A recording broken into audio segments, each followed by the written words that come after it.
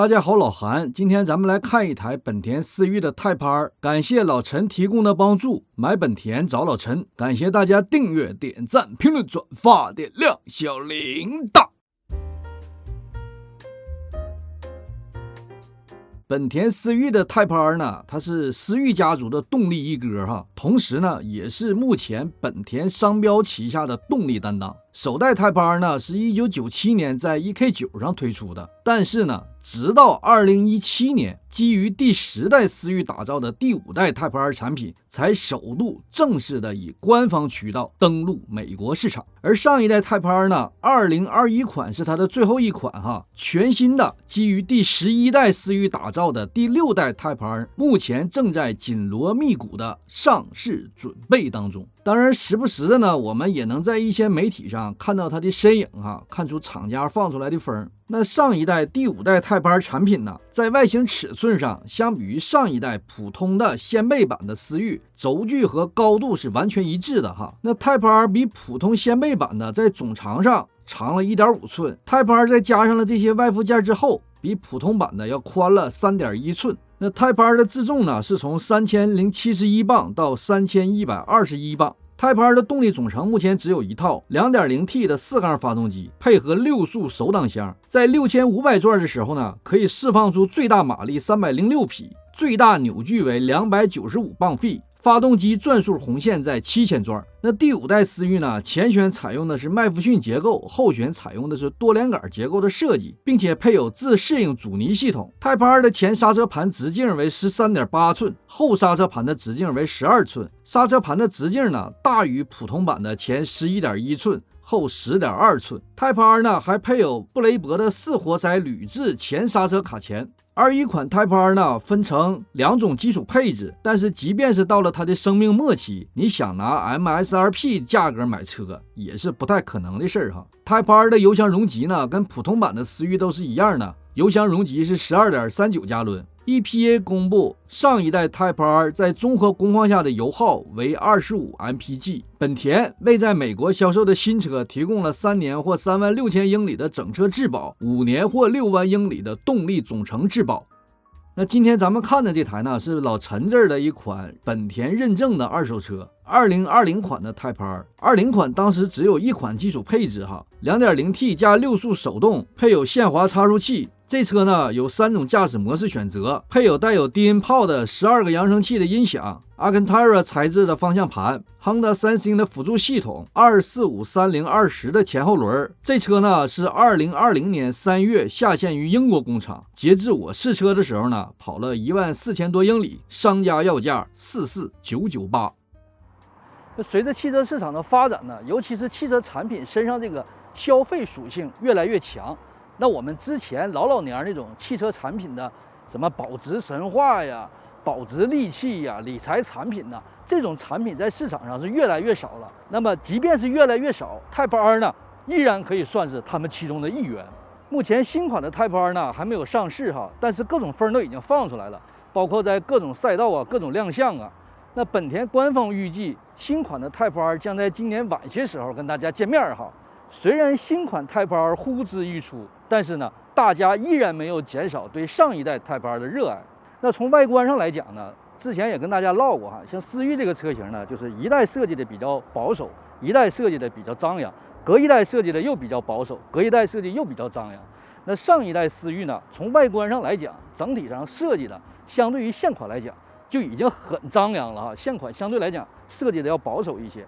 那这个 Type R 呢，在上一代车型本身就已经很夸张的造型基础上，进行了更加大胆、更加夸张的外形设计哈，包括造型非常夸张的各种外附件，包括碳纤维材料的大量使用，包括前后各种扰流板的使用、各种导风口的使用，都是显得非常夸张啊。但是就我个人看下来呢，我个人觉得杀马特风格有点浓烈啊，有点强烈。这台车的配色呢，也是以红色为底，以黑色呢进行适当的配色。红黑配色呢，之前我也唠过，是我个人比较喜欢的一个颜色组合哈。那上一代的 Type R 呢，它是基于上一代掀背版的思域进行打造的，侧面造型呢，总体来讲，总体的轮廓跟上一代的掀背版的思域造型是一样的哈，只是呢，它的外附件更加夸张一些。包括前轮毂上大面积的导风孔，下面碳纤维的包围。它用了4条20寸的轮胎，轮毂不单单是黑的，而且还在这个轮毂边上啊描了个红色小边啊，细节做的还是比较到位的。然后红色布雷伯的大卡钳呢，远处看着也是比较张扬的，也比较醒目的啊。那如果说前面侧面造型是比较夸张、比较杀马特的，那这个后部造型那是杀马特中特哈，更加夸张。其实来讲呢，像上一代掀背思域，它这后面造型呢就已经很夸张了，造型就已经很复杂了，层次感也非常强。那么这个 Type R 呢，在上一代非常复杂的基础上，进行了更加复杂的附件叠加。那大家看这个车的后部造型呢，层峦叠嶂的哈，元素非常多，非常复杂，基本上把能够想到的跟运动有关的设计元素全部都加到了这车的后尾巴上。那至于到底在极限驾驶的过程当中，这些扰流板也好，空气动力学的附件也好，能够起到多大的作用，这个我自己不敢讲，我没有极限驾驶的经验哈。但是即便你不极限驾驶，单单从远处看上去，给你的感官感觉，这个车也是非常暴力的。即便你不知道什么是 Type R， 当然现在肯定也没有多少人不知道什么是 Type R 了。当你看到这个车的时候，也会觉得它并不是泛泛之辈。左边上面就有个挂钩，下面是随车工具，随车工具加油的漏斗。右面这应该是个低音炮，上面呢这是一个伸缩帘，这个伸缩帘呢可以和后风挡上面这个伸缩帘它组合成一个平面哈，当你放下来的时候组合成一个平面。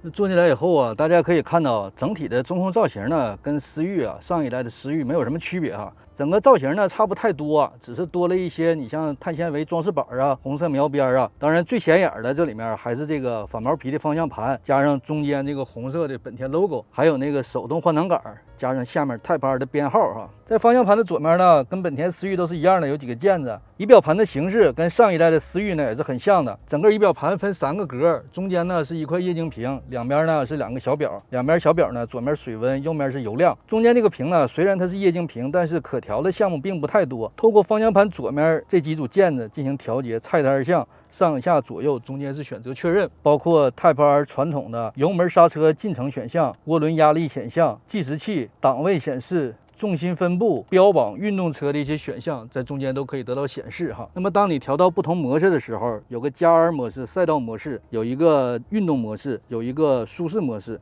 在 Type R 里，运动模式都不是最暴躁的哈。方向盘整体的造型呢，跟其他思域上一代的思域都是一样的，只是它这个呢外面变成反毛皮的了，中间这个是红色反毛皮的，手感呢也是非常不错的。本身本田家族的方向盘手感都还可以哈。这个方向盘呢非常粗，3.9点也有个造型，然后两边的控制按键呢，控制按键的布局样式跟上一代思域都是一样的，中间是红色底的本田标。这块屏呢也是本田家族的特色比较明显了，包括硬件软件呢都是本田家族的通用件了。上面有个小钮，上面这个小钮呢负责调节屏幕的亮度哈，反应呢一般，显示的信息呢还是比较全的。倒车影像，本田家族的特色有3个视角：一般视角、广角视角、保险杠俯瞰。包括这个小钮，大家看上面还有个碳纤维装饰。下面的空调调节呢跟其他思域也是一样的，它并没有一个单独的屏幕，它这个屏幕呢要借助上面这个大屏幕进行显示哈。空调也是分区的，它中央扶手台呢分2层，下面还有1层哈，把那个充电口呢都放在第2层了，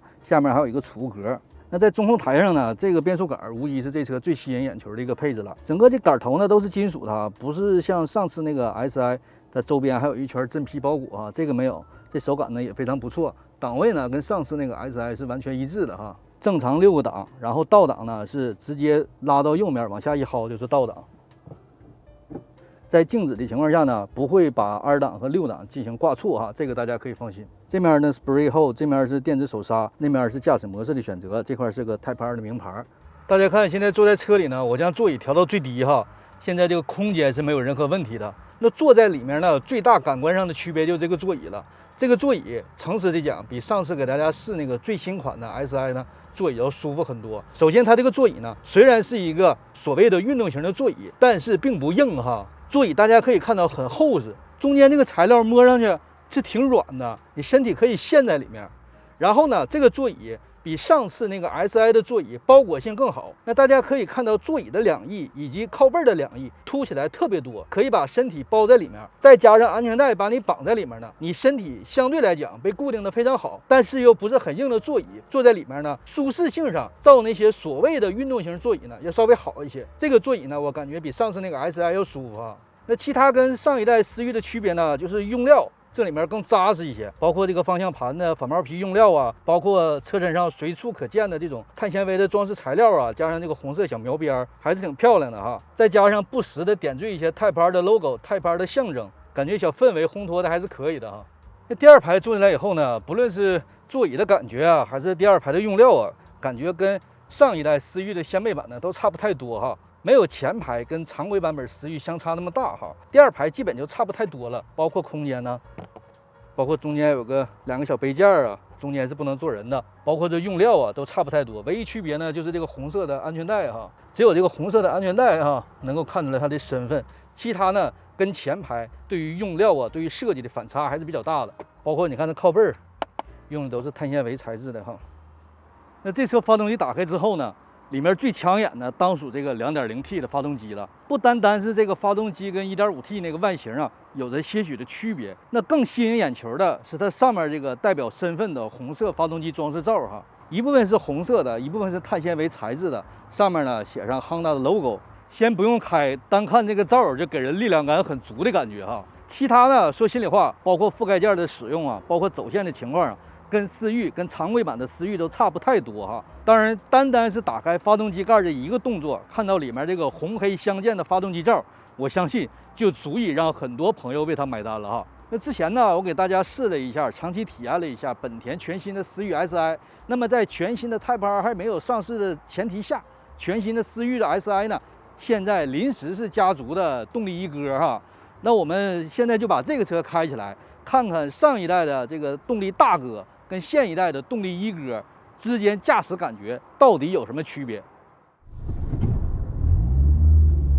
那如果说Type R呢，算得上是本田家族动力界轿车的幕后大哥的话，SI 呢，只能算是冲到劳动第一线的工头，就像在 SUV 领域里面哈，霸道和揽胜的角色扮演是一样的。虽然我今天试驾这个Type R和之前体验那个 SI， 它俩产品之间是有代差的。但那个 SI 啊，不论它怎么粉饰，它也更像是小打小闹的钢炮。而这个Type R，即便是上一代的产品，它也有着到赛道上豁一把的潜质。就连我这个从来都不飙车的人，开上这个Type R之后，也有一个想找个赛道抡几圈的冲动。这个Type R呢，给我几点印象还是比较深刻的。首先呢，就是它这个降档自动补油。现在哈，别说手动挡了，马上可能连档都没有了。这个时候咱们提起来降档补油这个事儿，可能除了一些资深玩家，再就是一些老司机才能理解这个问题。那在这儿呢，至于手动变速箱这个原理，我就不跟大家聊了啊，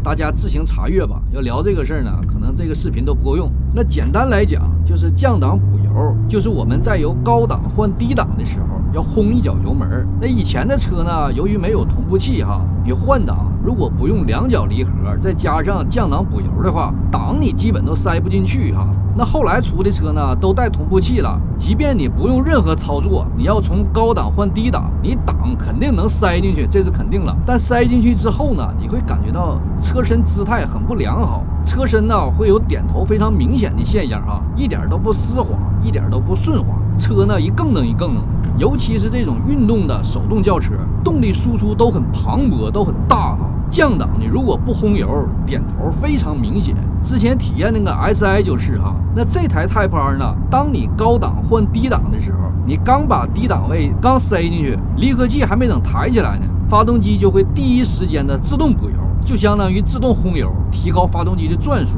那这个时候呢，你抬起离合器再踩油门，就感觉到整个过程非常平顺，非常顺滑，车辆呢也没有那种点头的现象啊。那这就省掉了你拿脚再去踩一脚油门的这个动作，提高了行驶的平顺性，降低了驾驶员的劳动强度。当然我在现在呢说这些，可能很多朋友都理解不了啊，说的这些呢也都即将成为历史了，以后可能再说这些事呢都得到历史课上去聊了啊。这个车档位也很清晰，跟上次体验那个 SI 相比呢，档位显得稍微比那个 SI 松一些啊。没有上次那个 SI 档位那么紧，不知道是调教上的故意为之呢，还是岁月留下松紧的痕迹哈。档位肯定算清晰了，不会让你挂错档啊。同样，当你进档摘档的时候呢，也需要稍微用些力气，才能够把档塞进去或摘下来。整个挂档的过程呢，感觉比 SI 更加丝滑，更加顺滑一些。当然，它这里呢还是没有那种有些品牌的手动挡车型，当你挂档的时候，它往档位里吸的那种感觉。其次呢，感觉这个 Type R 的动力水平跟 SI 它不在一个水平线上啊。当然，这话呢也是废话了。你一个是 2.0T， 一个 1.5T， 你要比赛的话，它俩都不在一个级别组啊。整体的感觉呢，这个 Type R 的动力更加澎湃，收放更加自如，加减速、车身的姿态、车辆的动力响应控制得更好一些。虽然我并没有拿秒表啊掐一下到底哪一个快多少，但从动力上感觉这个 Type R 呢更大气的动力输出，让人感觉到输出的更加酣畅淋漓。但是我们单纯的从主观的动力感觉上来讲呢，这个 Type R 更大气的动力输出会让人感觉到那种酣畅淋漓的感觉啊，有一种一泻千里的快感。静止加速更加敏捷，中段提速更加直接。在你行驶的过程当中，你想速度提升，即便你不降档，它也能很好的完成啊。当然，你一旦降档呢，它会更加的动如脱兔。再一个感觉哈，这个悬架调教比 SI 更加舒服一些。对，大家没听错，我就觉得那个 SI 呀，就好像没有减震一样，屁股啊，每次过个坑就好比直接给你拍地上的感觉。而这个 Type R 呢，可以感觉到它的减震器和悬架确实在工作。虽然呢，它还是一台运动车的调教风格。虽然你不论掰到哪种驾驶模式，几乎它的悬架软硬没有改变啊，没有影响。但是悬架整体上还是要比 SI 多出了一种精心设计的质感，再加上比 SI 更加厚实的座椅，Type R 的乘坐体验感在一定程度上要好于 SI。再一个呢，你像一般车上，它的驾驶模式调节Sport 运动模式就代表了这车最激进的开法。这车呢有舒适，有运动，还有一个加 R 的模式。本身像这种车即便你把它调到了舒适模式，它也不可能像过日车这么舒适它这个运动模式呢，也会比舒适模式再运动一些。你比如发动机声音加大呀，方向盘的转向力度加重降档补油的程度更大呀。但是在这台车上，它的运动模式只能算个弟弟，这个加 R 模式才是真正王者般的存在。当你把驾驶模式掰到加 R 模式那一瞬间，就好比是你跟朋友们打扑克有一个哥们儿输急眼了，把桌子给周了，就是这种感觉的别的你像什么声音加大呀、动力提升这些都是在意料之中，都有预判最出乎你意料的就是这个方向盘突然有一种打不动的感觉。你要不拿出来像当年轮大解放、大东风方向盘的那膀子力气你都容易打不动这个方向盘。所以在这里呢，也是要跟大家提醒，这个 Type R 平时开你整到舒适模式就舒服的开就行了。哪怕是你想刺激分泌点肾上腺素给它开到运动模式就 OK 了，就够了。至于那个加 R 模式，我觉得大家还是应该到赛道上再用在公路上慎用。声音这块呢，这车也有 ASC 主动声音控制。大家都知道呢，我是比较喜欢安静的车，隔音比较好的车。即便呢你想有一个运动的噪音我也喜欢比较自然的声音。没事硬憋的那种声音我确实挺排斥的现在这些运动车型倒好，声音不但是硬憋的，声音大小还能控制，这情绪就减掉了一大半怎么的都是自然真情流露比较好。综上呢，就是今天咱们简单的看一看这台20款的 Type R 的视频。总体上来看呢，上一代这个 Type R 外形张扬，内饰呢与传统的 Civic 差不太多，在动态表现上确实对得起家族动力一哥的称号活儿确实挺好。该平顺的时候可以体会到这个级别运动车型里应有的一丝舒适感，该运动的时候它也绝对不含糊，绝对不拖泥带水。你只要不掰到那个加 R 模式，对咱们大多数朋友来讲还是比较容易上手的，甚至我感觉到都比那个 SI 容易上手比 SI 更好开一些。这呢，我想也是为什么 Type R 被捧到了这个位置的一个原因即便到了款待的生命末期，依然加价到令人发指。那至于新款 Type R 呢出来是什么效果，咱们还是拭目以待，一同等待。以上视频谢谢大家。